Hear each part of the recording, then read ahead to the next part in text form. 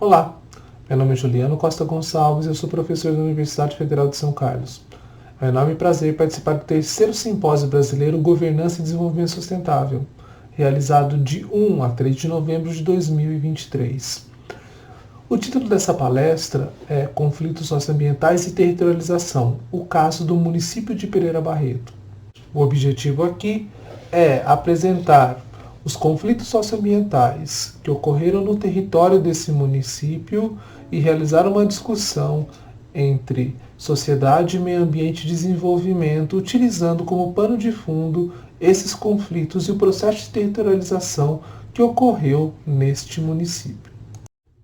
Então, para começar a nossa discussão, eu vou realizar uma rápida contextualização sobre conflitos socioambientais, apresentando esse conceito.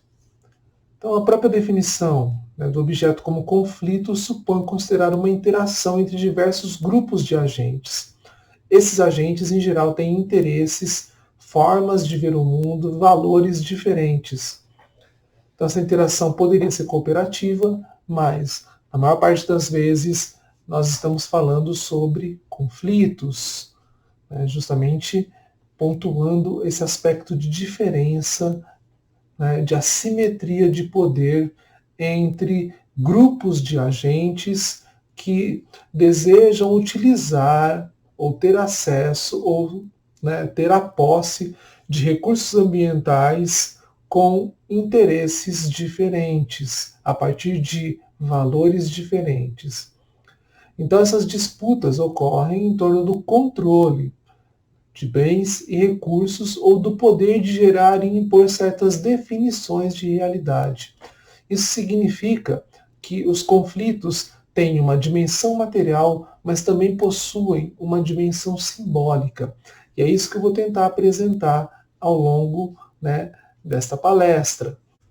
Então também é importante ressaltar que o processo conflituoso, ele cria novas identidades inexistentes quando do início do processo.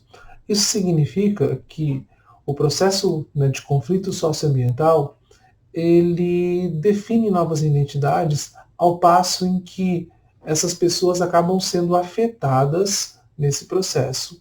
Então, por exemplo, como o caso que vai ser apresentado, em que você vai ter uma identidade relacionada com pessoas atingidas por barragens, que é o pano de fundo da história do município que eu vou contar para vocês. Então, os conflitos socioambientais, eles são esse processo de disputa por diferentes formas de apropriação simbólica e material dos elementos da natureza. E a cada configuração do modelo de desenvolvimento, tendemos a encontrar modalidades específicas de conflito socioambiental. Isso é muito importante de ressaltar, porque esses conflitos socioambientais, eles se dão entre grupos com assimetrias de poder. Isso significa que alguns grupos têm condição de impor seus desejos, seus interesses a outros grupos no processo de territorialização. É importante ressaltar que um território ele é passível de dominação mais econômica e uma apropriação mais simbólica. Se territorializar, então, é exercer controle sobre os movimentos de pessoas, objetos e informações. É exercer esses aspectos de dominação mais econômica e apropriação mais simbólica. Então vocês podem observar que é uma clara correspondência ao que nós falávamos em termos de conflitos, que o conflito tem uma dimensão material e uma dimensão simbólica. Então, quando a gente fala de dominação, a gente está falando de um aspecto mais material, e quando nós falamos de apropriação, nós estamos falando de um aspecto mais simbólico, agora referente ao conceito de territorialização.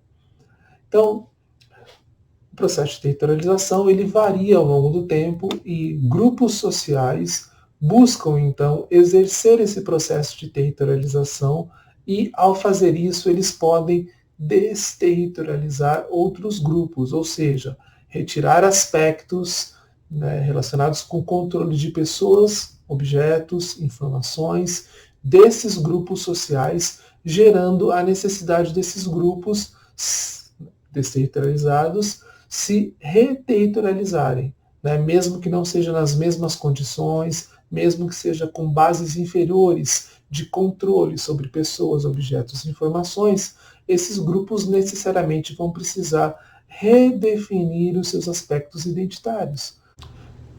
Territorialização, então, faz referência a um conceito que indica como as identidades estão ligadas a um território, identidades sociais ligadas a um território. Feita essa introdução mais geral, agora é hora de olhar o nosso estudo de caso. Então, nós vamos trabalhar com o município de Pereira Barreto. O município de Pereira Barreto se localiza no estado de São Paulo, aqui mais na região noroeste, e ele é banhado pelo rio Tietê, como nós podemos ver aqui. Está muito próximo do rio Paraná, próximo do estado do Mato Grosso do Sul. Então, o município de Pereira Barreto, por conta, né, da sua grande riqueza de água, ele se tornou, né, um município afetado por 3 usinas hidrelétricas. Aqui nós podemos ver a usina hidrelétrica de Engenheiro Paula Souza, né, também conhecida como Jupiá, a usina hidrelétrica Ilha Solteira e a usina hidrelétrica Três Irmãos. Essas 3 usinas hidrelétricas alagaram terras do município, né? Também tem aqui o canal de Pereira Barreto, que é importante, vai ser apontado na nossa discussão. Então, essas 3 usinas hidrelétricas e o canal de Pereira Barreto, todos se localizam, né, ou todos afetaram o município de Pereira Barreto em diferentes momentos históricos, né? Depois houve, claro, divisões territoriais, né? A emancipação do município de Ilha Solteira. Tudo isso fez, né, parte do processo de desenvolvimento, de territorialização dessas grandes obras, né, nesses locais, nesses sítios específicos, todas elas desejando compartilhar ou se apropriar da riqueza do município. Riqueza relacionada com a grande quantidade de água, né, que banha as terras do município. Apenas para a gente olhar com um pouquinho mais de atenção, que essa área, né, onde se localiza o município de Pereira Barreto, está mais ou menos nesse espaço aqui, né, nós podemos ver o Rio Tietê, é uma área que, né, desde antes da chegada dos europeus, era de colonização, né, da etnia indígena Kayapó. Então, esses Kayapó, eles foram, né, em grande parte exterminados por milícias, né, ao longo do século XVIII e XIX, e lentamente, né, foram também assimilados, né, no processo de colonização que vai ocorrendo posteriormente. Os Kayapó, por exemplo, eles eram avistados, né, principalmente no Salto de Itapura. Nós podemos observar que, saindo de Araritaguaba, né, atual Porto Feliz, esses são os pontos de cachoeiras ou corredeiras do rio Tietê. Nós podemos observar o número 50, 51 e 52, que são os 3 irmãos, né, pontos de corredeira que dão nome, né, à usina hidrelétrica, justamente porque a usina hidrelétrica se situa nesse ponto. E nós podemos observar também o número 54, que é o último grande salto do estado de São Paulo, chamado de Salto de Itapura. Quando ocorriam as monções, tanto o Salto de Itapura, o número 54, quanto o número 34, o Salto de Havaiandava, que também tem uma usina hidrelétrica lá, eles eram pontos de varação, pontos em que os monçoeiros eles tinham que descer das canoas, arrastar essas canoas pela mata, porque se tratava de um salto, uma cachoeira, que não era possível navegar naquele momento. Tem uma imagem aqui do Salto de Itapura. Então nós podemos ver aqui o Salto de Itapura, então uma cachoeira. Então não era possível navegar, descer de canoa por ela. Então os monçoneiros tinham que parar, descer ao longo da mata e retornar para o rio num ponto, né, em que fosse possível navegar novamente. Estavam presentes na área onde hoje é o município de Pereira Barreto. Nós podemos então continuar mostrando como era o estado de São Paulo em 1910. Essa é uma carta geral do estado de São Paulo, produzida pela Comissão Geográfica e Geológica do estado de São Paulo. E nós podemos ver a situação, né, do estado de São Paulo do ponto de vista de cobertura vegetal. É uma cobertura vegetal bastante importante, bastante relevante, que se perdeu, né, ao longo do nosso processo de, né, desmatamento dessas áreas para realização e construção, né, de um espaço, entre aspas, aí, desenvolvido, né, o espaço do progresso. Eu gostaria de ressaltar essa linha vermelha aqui. Essa linha vermelha é a Estrada de Ferro, né, noroeste do Brasil, a Cefanob, a Companhia Estrada de Ferro Noroeste do Brasil, saindo de Bauru. Ela guarda uma situação importante, porque ela é uma ferrovia de penetração, né, enquanto as outras ferrovias ligavam pontos já existentes, né, para transporte de café. Essa Estrada de Ferro, né, noroeste do Brasil, ela tinha um aspecto diferenciado, porque ela permitiu o desbravamento de várias áreas virgens, né, do estado de São Paulo, ou melhor, chamadas áreas virgens. Importante ressaltar então que a Cefanob, ela permitiu esse processo de apropriação capitalista desse espaço, facilitando bastante o transporte, né, até essas áreas e gerando um processo de valorização desses territórios, do ponto de vista de mercado de terras. Então, a partir desse contexto, nós podemos observar que a Estrada de Ferro Noroeste do Brasil, ela passa pelo território do município de Pereira Barreto, né, onde se localiza hoje o município de Pereira Barreto, e a Estrada de Ferro Noroeste do Brasil foi fundamental para que o processo de colonização que ocorreu nesse município fosse da forma como foi. Então, nós podemos entrar agora no nosso próximo elemento, que é a colonização japonesa, a construção do distrito de Novo Oriente, ou do núcleo populacional de Novo Oriente.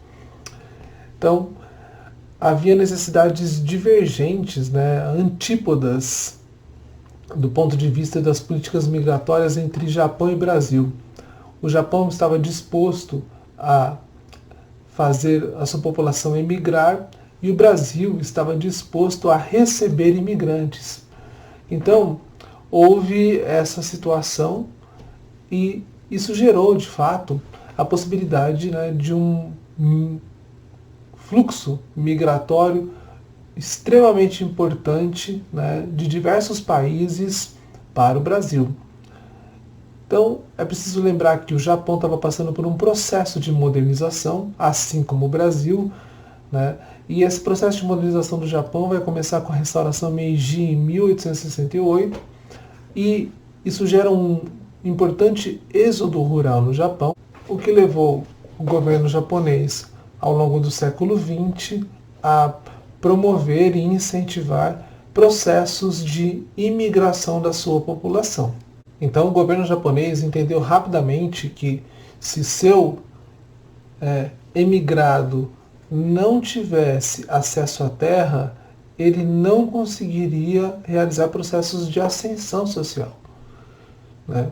Para além de auxiliar no processo de, né, compra da terra, né, viagem, colonização, o governo japonês também realizava empreendimentos capitalistas, favorecendo processos de produção de determinados produtos, beneficiamento desses produtos, e inclusive muitas vezes as empresas japonesas compravam esses produtos.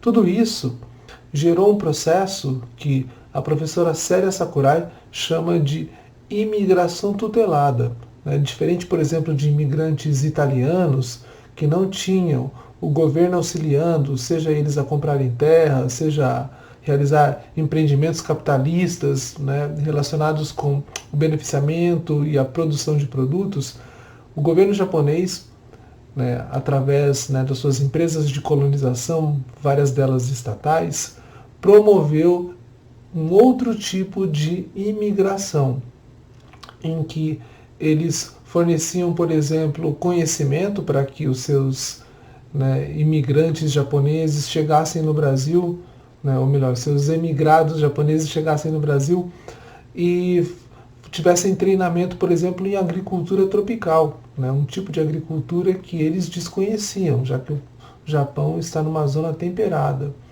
Então essa imigração tutelada, né, trazia orientação e gerência do governo japonês, que se preocupava em fixar esses imigrantes, permitindo que eles tivessem, né, auxílio na produção e fossem principalmente proprietários das terras. Então, essa era a condição essencial, né, para promover uma política de imigração que, de fato, permitisse a ascensão social, né, dos japoneses na estrutura social brasileira. Em 1927, o diretor executivo da Federação das Associações de Províncias Japonesas, o Sr. Mitsusada Umetani, veio ao Brasil para adquirir terras. Então, o Sr. Umetani adquiriu, entre junho e novembro de 1928, terras em Bastos, Nova Aliança, Três Barras, no Paraná, e adquiriu a fazenda Tietê.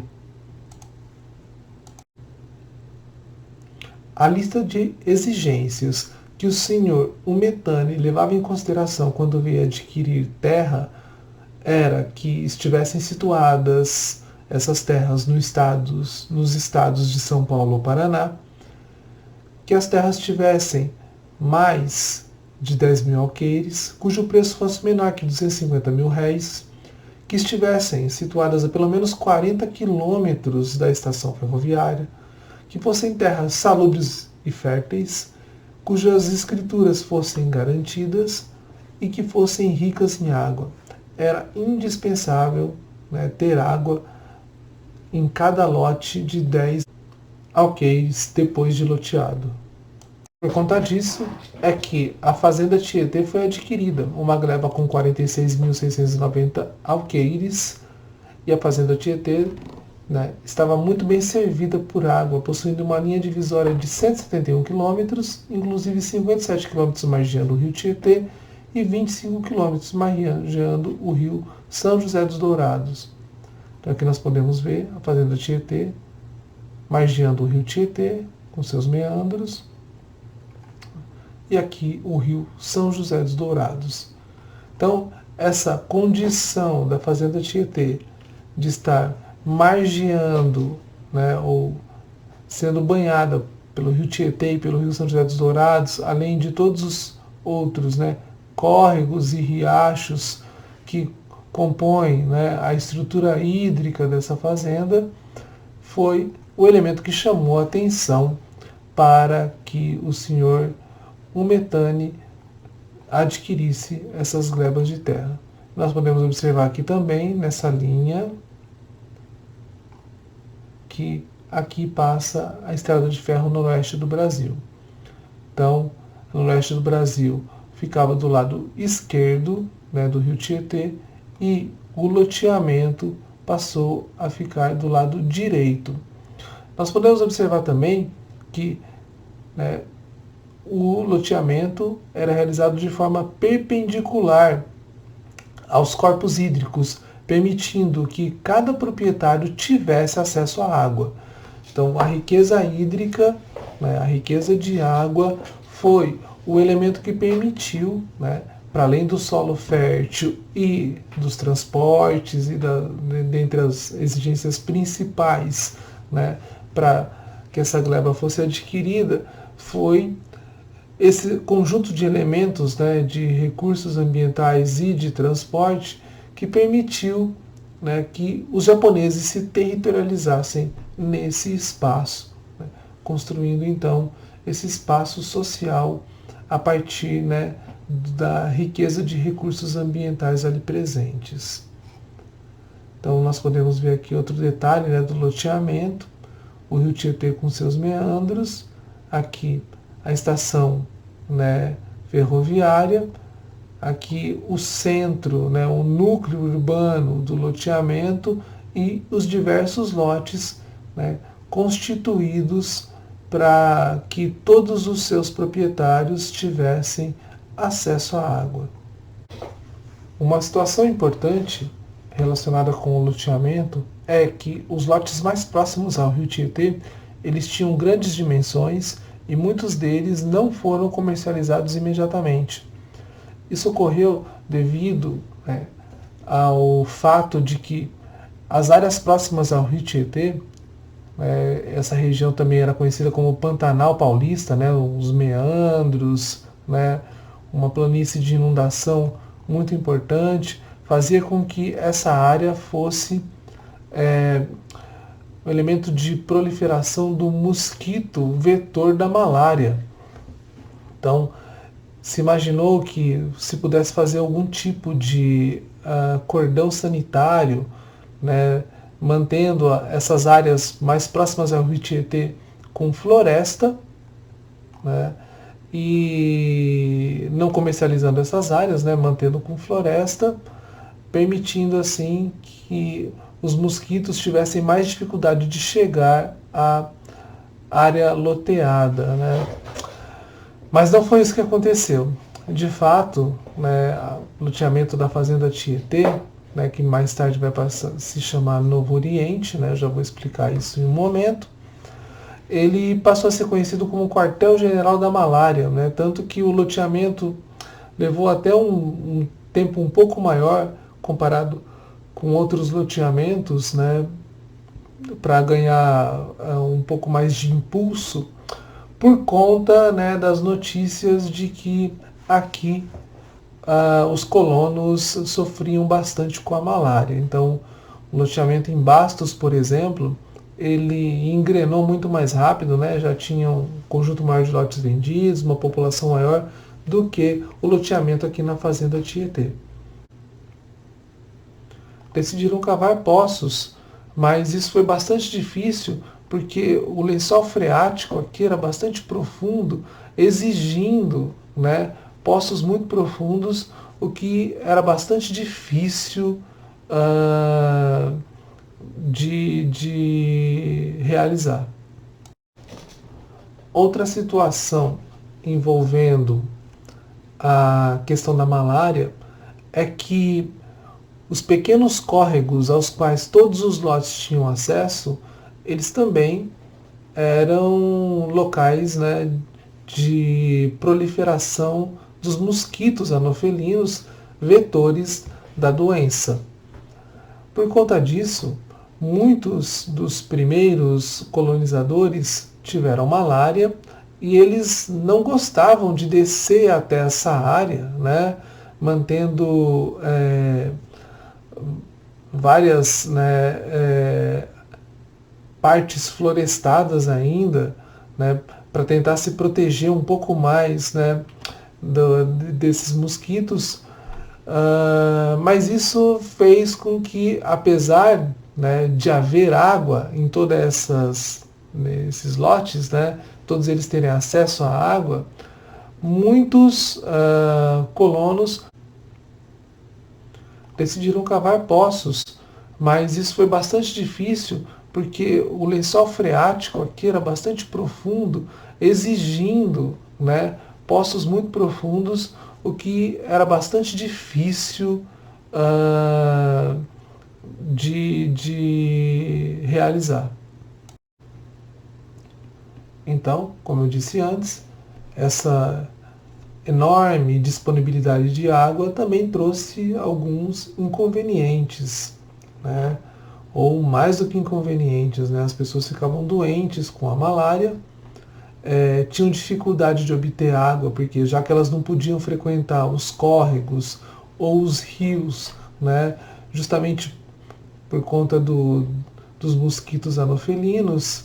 Então, cavar poços, né, para obter água foi necessário, mas também foi muito complicado. E, finalmente, né, a dificuldade do trânsito de pessoas devido à extensão do rio Tietê quando ele não dava sua planície durante as chuvas, né, a época de chuvas.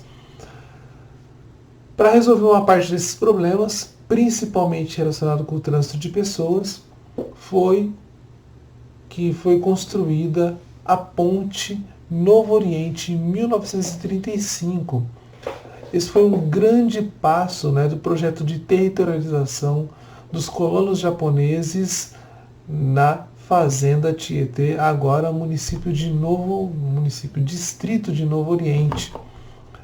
Isso aconteceu porque a ponte permitiu a ligação entre o lado esquerdo e o lado direito do rio, facilitando não só a chegada de pessoas, mas também o trânsito de mercadorias. É preciso ressaltar que os imigrantes japoneses vinham, né, com o desejo de fazer a América, ou seja, né, ganhar dinheiro no Brasil e retornar ao seu país de origem. Tá?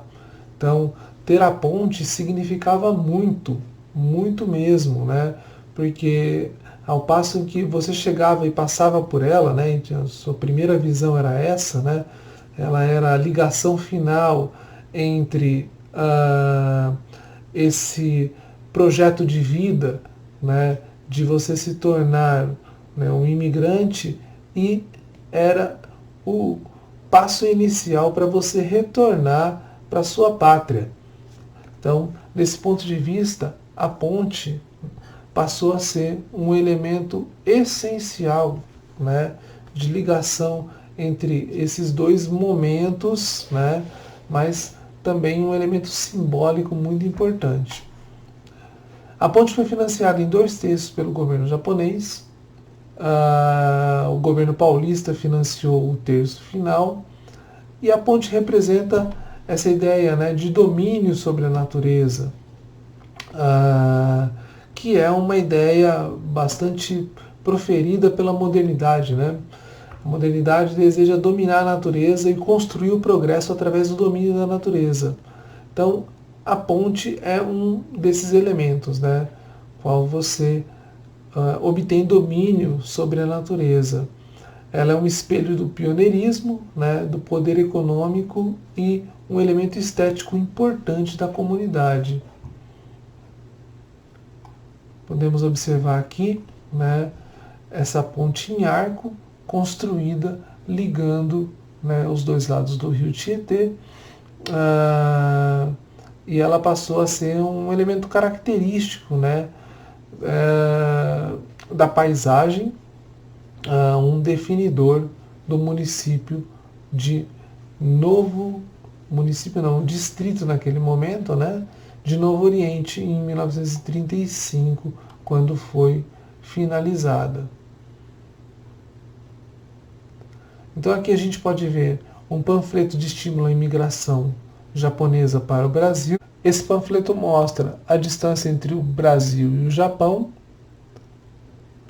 mostra aqui a localização do estado de São Paulo, e dentro do estado de São Paulo e também do Paraná, mostra a distribuição das áreas de colonização japonesa, que são os pontos em vermelho. Nós podemos observar aqui, né, que a maior área pertence à Fazenda Tietê.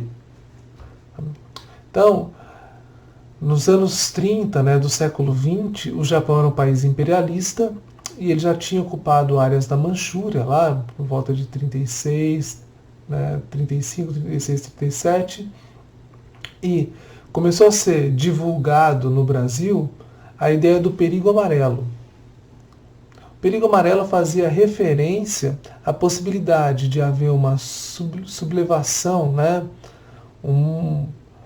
uma revolta, né, dessas áreas de colonização japonesa, né, compostas por milhares de colonos japoneses que declarariam, né, guerra ao Brasil e, né, através dessa revolta, eles anexariam, né, o estado de São Paulo ao Império Japonês.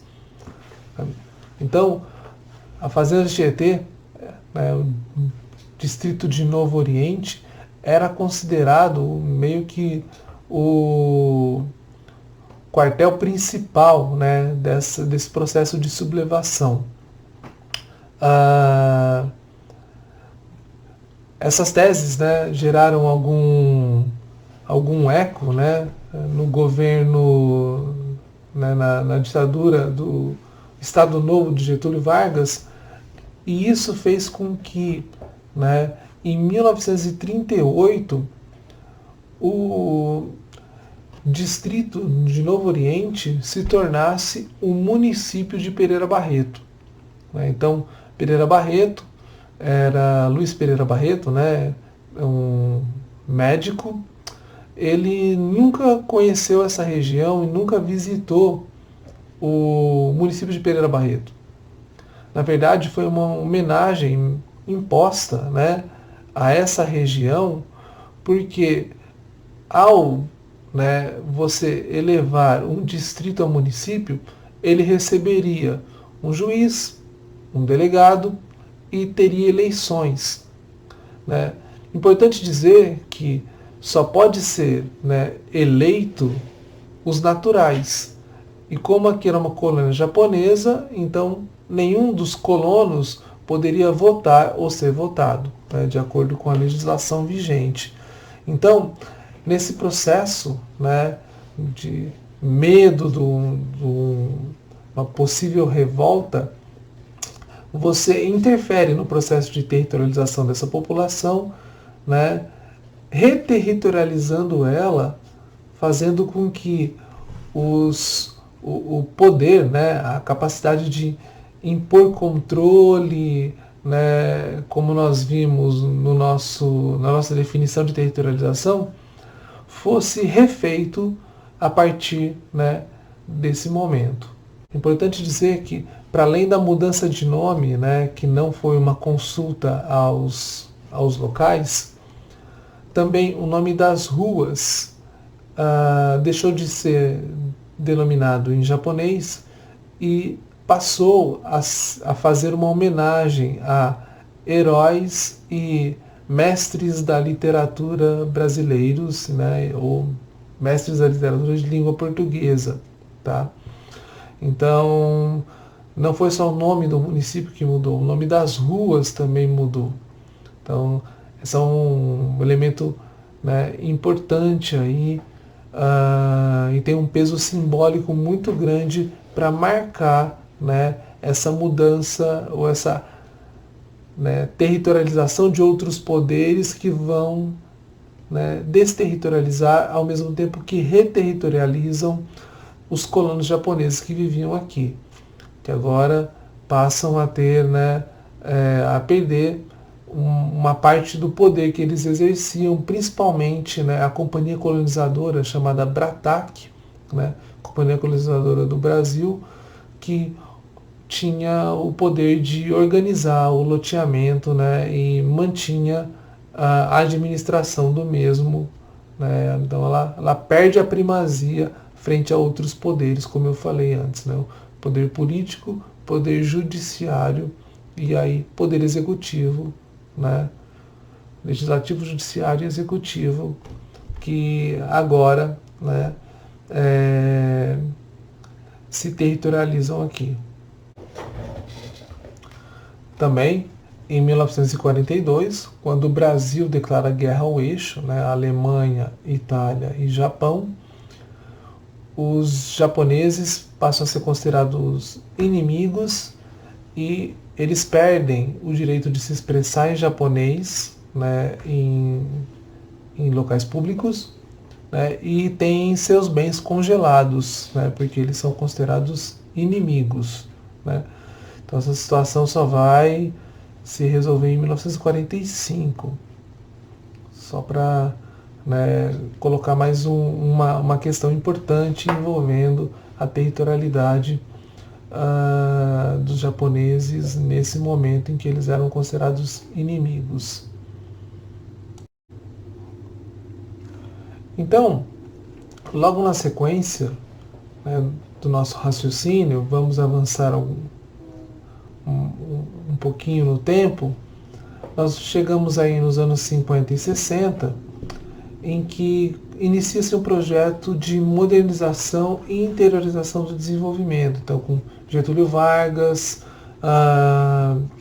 plano de metas, você tem um incentivo a mega projetos de investimento, dentre os quais eu vou destacar aqui as usinas hidrelétricas.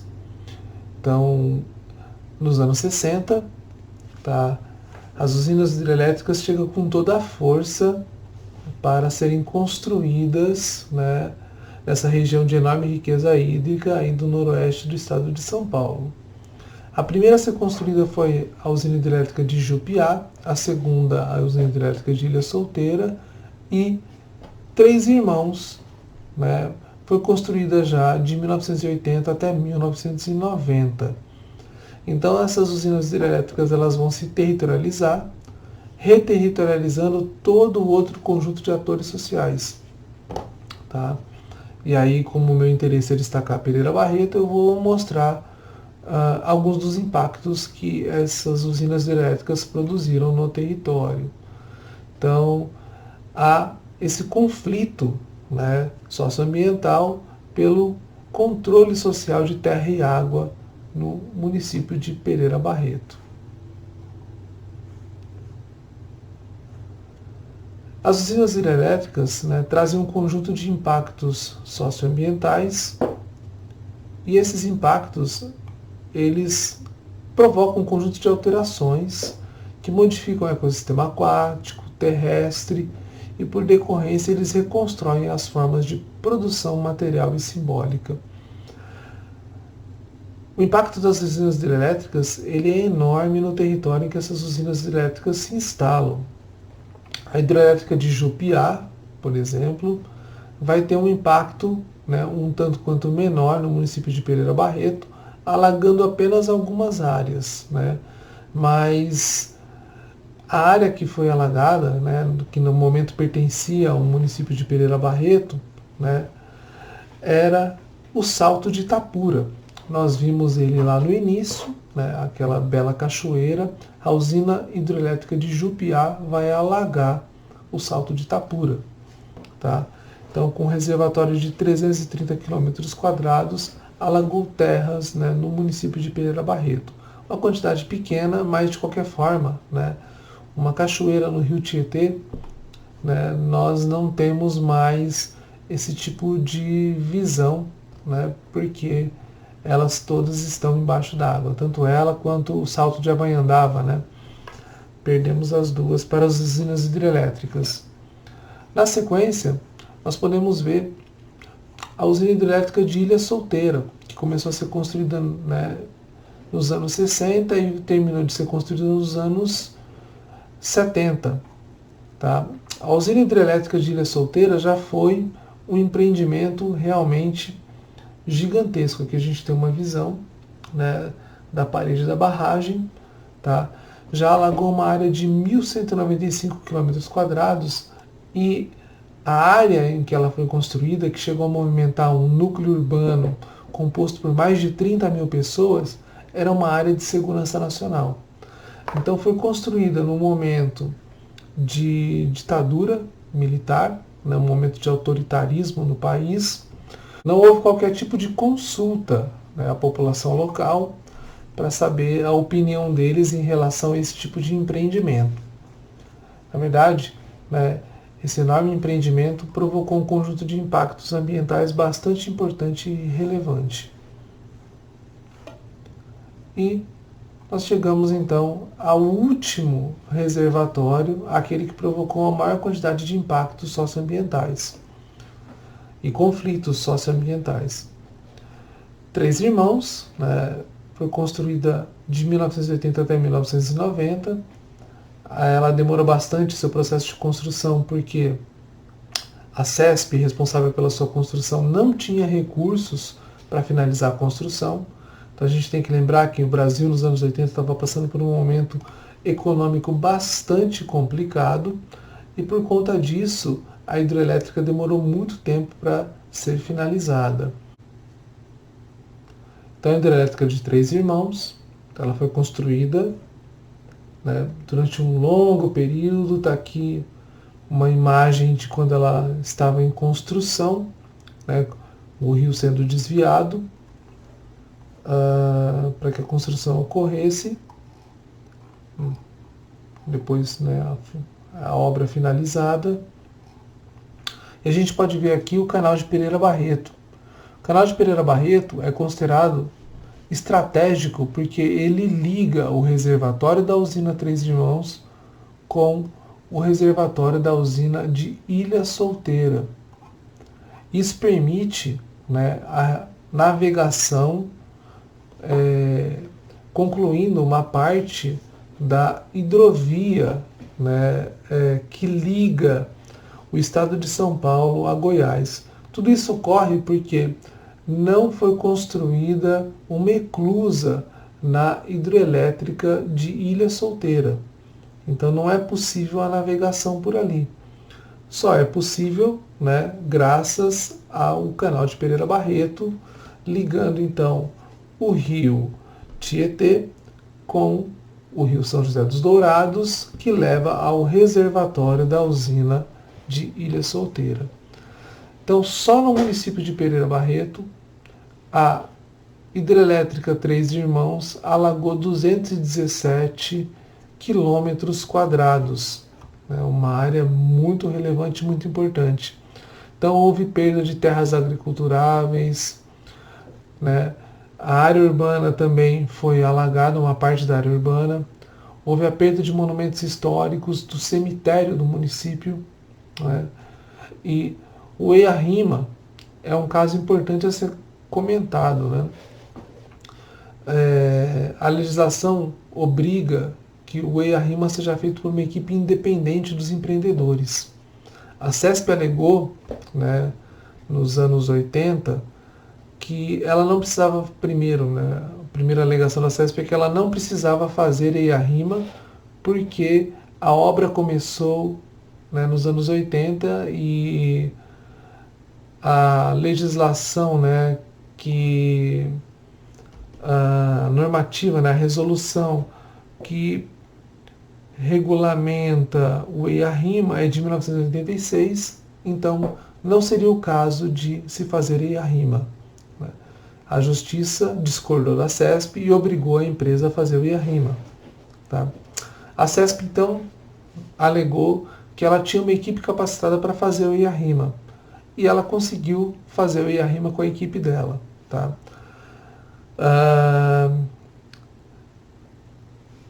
A Justiça, né, do Estado de São Paulo encontrou vários erros no EIA-RIMA, solicitou diversas reparações no EIA-RIMA, né, e, de qualquer forma, né, ele foi feito e foi aprovado, né, apesar de ser um documento um tanto quanto complexo, tá? Mas, de qualquer forma, foi um momento em que houveram audiências públicas e a população de Pereira Barreto pôde reclamar de vários aspectos que estavam até aquele ponto sem solução. Um deles era em relação ao próprio cemitério. Tá? As pessoas do município temiam, né, que houvesse uma contaminação do lençol freático se o cemitério não fosse removido. O cemitério seria alagado, né, sem a remoção dos corpos ali presentes. Né? Então houve, né, uma negociação e a CESP acabou transferindo, né, todos os corpos, né, do cemitério para um novo local. Tá? Outra situação que estava, né, pendente de resolução é em relação ao bombeamento do esgoto para fora da área do município. Então nós podemos observar que o município de Pereira Barreto está aqui, totalmente cercado de água. Nós podemos observar no azul mais escuro o meandro original do rio Tietê e no azul mais claro nós podemos observar como o reservatório da usina Três Irmãos impactou a área urbana do município de Tietê aqui nessa ponta, município de Pereira Barreto aqui nessa ponta, e também, né, o quanto das suas terras foram alagadas justamente por conta disso. Então nós podemos observar que a área urbana aqui precisou mandar o seu esgoto para outro lugar, né, que ele fosse bombeado para uma estação de tratamento um pouco mais distante da área urbana, mas isso, né, vai contra a gravidade e trouxe elevados custos, né, que a CESP teve que assumir para que a situação não ficasse sem resolução. E por fim, nós podemos, né, colocar esse último momento que a CESP conseguiu uma liminar para que as adufas da usina hidrelétrica fossem fechadas e o lago se formasse. O grande problema é que uma parte da desapropriação compulsória ainda não estava resolvida, ou seja, os proprietários que tiveram terras alagadas ainda estavam aguardando, né, a sua indenização. O que aconteceu foi que a liminar permitiu a formação do lago, né, e o alagamento dessas áreas sem que houvesse resolução, né, em relação às indenizações. Então esses proprietários tiveram que sair de maneira um tanto quanto violenta, porque a liminar permitiu a formação do lago. Então a discussão foi encaminhada de outra forma, né, e de forma bastante violenta, com o fechamento né, das adufas e a formação do lago da usina Três Irmãos. Então nós já demos uma olhada aqui nas imagens de Três Irmãos, né? Eu queria mostrar então uma imagem aqui do canal de Pereira Barreto, e aqui está a usina hidrelétrica Três Irmãos, né, formando o seu lago, e aqui está o município de Pereira Barreto. Então esse município é chamado de, né, a Veneza Paulista, porque ele se encontra nessa gigantesca ilha fluvial, como nós vimos numa imagem lá no início, né? Rio Tietê aqui em cima está o Rio São José dos Dourados, nós vimos lá na ponta o Rio Paraná, e aqui o canal de Pereira Barreto formando essa enorme ilha fluvial. Né? Uma vista aérea de Pereira Barreto, né, cercada aqui pelo lago da usina Três Irmãos. E aí nós chegamos, né, num momento importante, que foi o afogamento da Ponte Novo Oriente. Então nós vimos que a Ponte Novo Oriente, construída em 1935, era um marco no município, e a usina hidrelétrica Três Irmãos, ela lentamente foi afogando a ponte. Os relatos indicam que, né, as pessoas se reuniam próximas a esse local e assistiam lentamente a água subir até ela suprimir, né, fazer o arco da ponte ficar embaixo d'água, né, afogando totalmente a ponte. Tá? Mas é interessante que a ponte permanece enquanto um elemento importante da reprodução simbólica, né, no município. Então nós podemos ver aqui, né, nesse cartaz de comemoração de Ano Novo, né, o lento afogamento da ponte, mostrando devagar aqui junho, julho, agosto, setembro, a ponte sendo, né, devagarzinho ficando submersa pelas águas, né? Então, importante elemento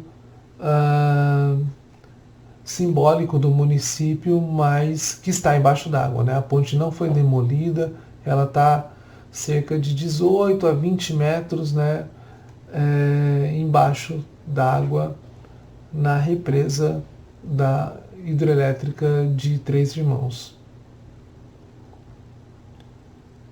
Mas para a gente entender esses elementos simbólicos, né, já mostrei os elementos materiais, né, a perda de terras agriculturáveis, a perda de área urbana, a perda de marcos históricos do município, né, a dificuldade da população reassentada de ter terras da mesma qualidade.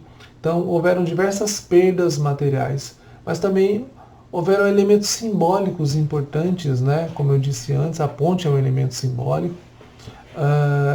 Mas eu quero ilustrar um pouco melhor isso utilizando, né, o brasão de armas do município, né, para mostrar um pouquinho como a coisa funciona nessa análise. Então temos aqui o brasão mostrando o rio Tietê, aqui no centro do brasão. Melhor, vamos começar por 1928, a data de aquisição da Fazenda Tietê. 1938, o ano em que o distrito de Novo Oriente se torna o município de Pereira Barreto. O fundo vermelho é uma referência ao Japão. Os touros fazem referência à atividade econômica, né, principal do município, que é a pecuária. O braço segurando o raio é uma referência à usina hidrelétrica de Ilha Solteira, né? E aqui está o rio Tietê. Então, esse é o brasão de 1978, que mostra, né, ou representa, traz uma representação de como o município se identifica. Então tem a ver com a sua identidade territorializada, né, um aspecto de territorialização simbólica do município. E nós podemos observar como é o brasão de 2008. Então vou dar um tempinho para vocês analisarem, contar alguns segundos, para que seja possível, né, vocês fazerem uma análise em relação às diferenças, né, que são bastante evidentes, de como o município ressignificou aspectos essenciais da sua territorialização. Então nós podemos observar que continua em 1928 e 1938, né, com o nome Pereira Barreto, mas agora, né, ao invés do gado aqui na lateral, nós temos a cana, né, representando o setor sucroalcooleiro, que passou a ser um dos elementos de atividade principal econômica, né, no município. Nós temos a usina hidrelétrica de Três Irmãos agora aqui, tá? Uma referência ao transporte fluvial, o canal de Pereira Barreto, né, e a sua importância no transporte fluvial. O rio Tietê continua aparecendo. O gado continua aqui, junto com as linhas de transmissão, que fazem uma referência, né, à história do município, enquanto um grande produtor de energia hidrelétrica que envia essa energia hidrelétrica para o resto do país. O sol nascente, que faz uma referência ao Japão. O turismo, né, pois o município virou estância turística e, por conta disso, né, o turismo tem uma representação importante no município. E nós podemos ver aqui no meio do brasão, né, bem no coração do brasão, isso não é à toa, a Ponte Novo Oriente.